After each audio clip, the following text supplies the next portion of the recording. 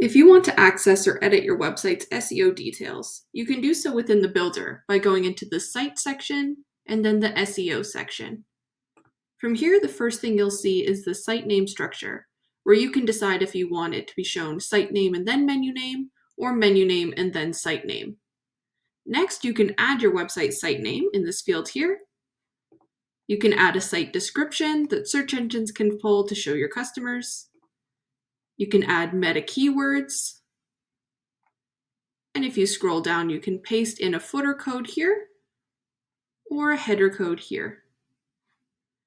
If you go down a little bit further, you can also hide websites from search engines by toggling this on or off.